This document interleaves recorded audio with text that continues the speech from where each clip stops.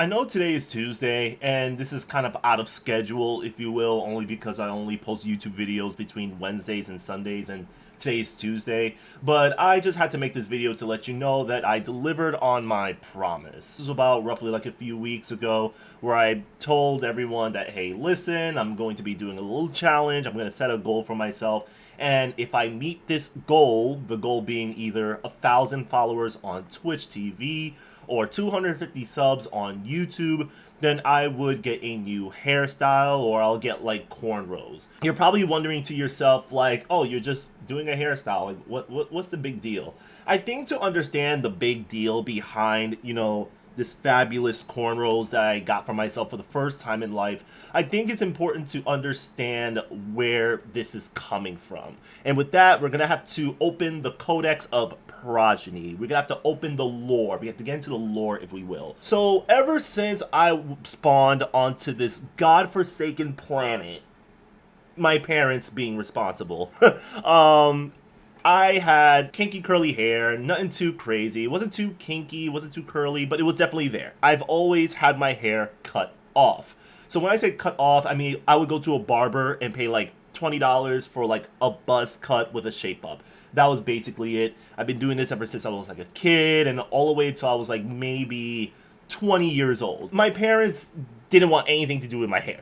My family didn't want nothing to do with my hair. They were like, just cut it off. That's really just it. Just cut it off. It's not like they didn't care. I think that's being a bit too harsh. I think it was more so the fact that I didn't know how to take care of my hair at the age I was in. All I really did was just apply shampoo, maybe conditioner if it was available. I would be out the door. Whoa. I would be out the door. That was basically it. Just shampoo, conditioner, and you're fine. Your hair and your scalp should be fine. But then as I grew older, I'd say in my late teens, I would get instances where my head would be scratchy or be itchy, and I would just be scratching. I wouldn't even know what the issue is.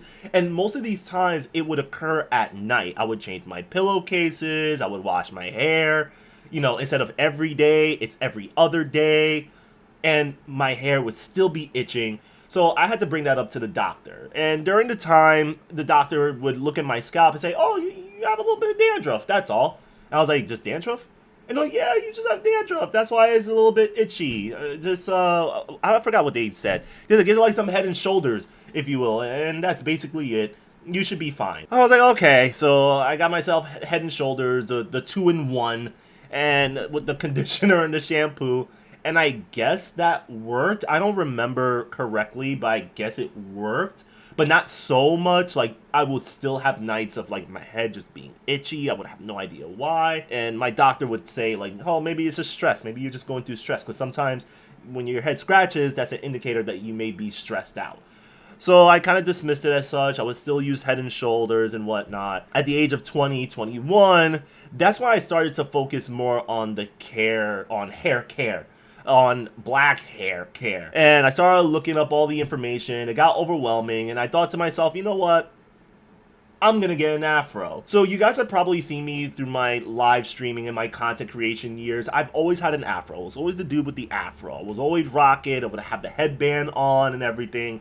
I always have it shaped up. I always have like my afro pick to make sure that's in shape and everything. Sometimes I would be on stream and you guys would see me just pick my afro, because I didn't like the shape and I was insecure about the shape of my afro. I have to make sure it was in great shape, But that whole scalp situation still wasn't being addressed. So I came across, love of my life, who, wanted to do my hair. She wanted to take care of my hair, but then she noticed that my scalp was very dry. And there was a time, I guess she was just washing my hair or something like that, because she had like, products that were really good when it comes to like moisturizing like your hair, your scalp and everything. And she was like, yeah, your scalp is very dry. And mind you, this is really embarrassing to say. Like, to say like your scalp is dry, oof, is not good. But I think we all had our moments here and there when it comes to our hair, right?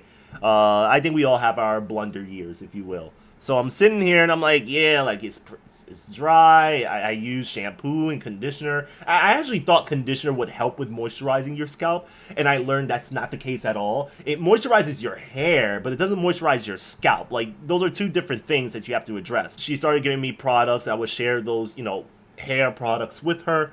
And that definitely improved the health of my hair, and my afro just became more fuller, thicker, it looked healthier, had a little bit more shine to it. I give credit to Tiffany there because she definitely helped me out there. But then I still only rocked an afro.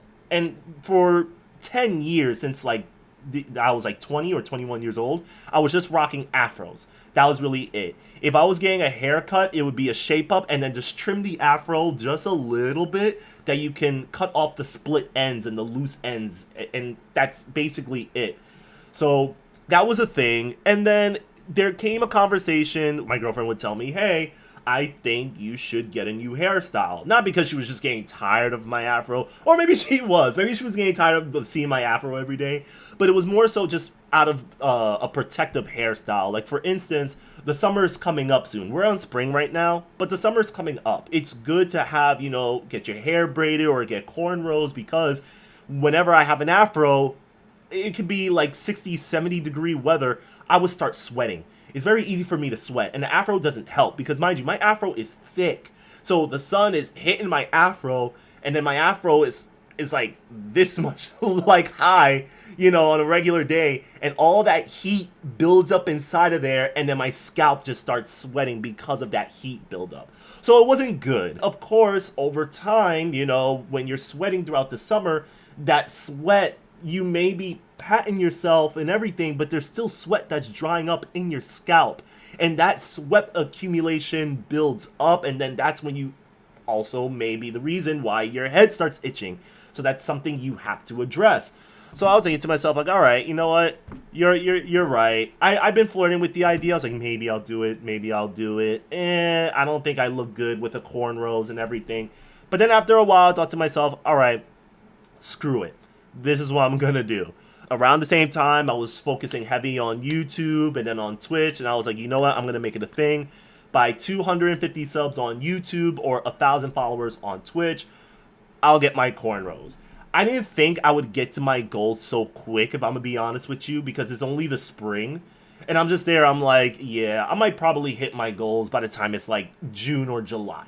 I didn't think my YouTube was going to blow up a little bit with the way that it did, because there was like 3 videos where I had over like 1,000 viewers, and then all of a sudden, like, my subscribers count was going up. I was like, wait, this is too fast. Is it too late to change to move the goalpost? I wanted to be at 500, but I was like, nah, you know what, I'm gonna just let it rock. Next thing you know, like in the next like 2-3 weeks, which is pretty crazy, I hit 250 subs on YouTube. That's awesome. That's dope. We love to see it. So what I did was I hit up my girlfriend's mother, because she has experience with like doing like cornrows. I was saying like, hey, can you help me out? Is there anything I need to do? I wonder if you could do the cornrows for me, because my girlfriend tells me that you know how to do this. You've been doing this for years, since you was young. And she's like, yeah, I could definitely do it this day, this time, boom, on my day off from work. No problem. So she comes over, she does my cornrows and everything, and I had people tell me that getting cornrows the first time is kind of an experience because it will hurt. I've had people tell me that some people get headaches when they have cornrows. Like, because, of course, when you're doing cornrows, like, this is pulling on your hair. So, yeah, your brain is going to feel that. And they're going to be like, what the hell is going on? I didn't really feel that. I mean, I did take painkillers just in case. But other than that, it was pretty smooth sailing. Yeah, the process of getting your cornrows was a little bit painful. But it wasn't like a, ow, stop it. It wasn't that. But you do feel your hair being pulled from the scalp. And I think that's why people say it's a bit painful. But it was tolerable to me. Mind you, this is the same dude. I'm the same dude that got my all wisdom tooth pulled out while awake. Like, all I needed was local anesthesia, and that was it. Surgical and a regular twist and pull. All for wisdom tooth. I was awake through all of that. Like, I was not sedated at all. So I kind of thought to myself, like, what's the worst that could happen with cornrows? Like, I went through worse with surgical wisdom tooth. I was awake that time, so I'm like, I think my pain tolerance is fine. I think I can deal with this, and I dealt with it just fine, and I love it. I really do. I really love it. I had to get what do you call it? Okay, so I got myself a do-rag here. That was after I got my cornrows, so I was talking and I was like, hey, so what do I do after this? How do I take care of this? And then her mom was like, oh yeah, you have to get a do-rag. You got a do-rag? And I said, no, it's my first time. I've never had cornrows or box braids or anything like that. All I had was an afro for 10 years. It was all my life. I had either a buzz cut or an afro. And that was really it. And then she was like, oh, yeah, I forgot. Yeah. Okay, so this is what you're going to do here. What you're going to do here is that you're going to get a do-rag. You get a do-rag from any beauty store and everything. This should cost you no more than $10. You could get them as cheap as, like, $3, if you will. And you can just put on your head, because what happens is the cornrows, they loosen up over time. So the challenge for you here is to wear your do-rag so you can keep your cornrows down. That's the point of a do-rag. So you're going to have to get it, and say you're not out and about, you're just like lounging at home, you want to keep it on. You can leave it on when you're outside, that's not an issue, but you do want to keep this on because you can have your cornrows for maybe like, I think she said like a week or something like that, or 2 weeks. I'm not quite sure. I have to check up on her. I think it's a week. And that's basically it. So now I got this. This is pretty crazy. I was just over here and I'm like, yo, I can't believe I'm actually like doing this. But I had it on stream. I was playing Stellar Blade, which by the way was an amazing game.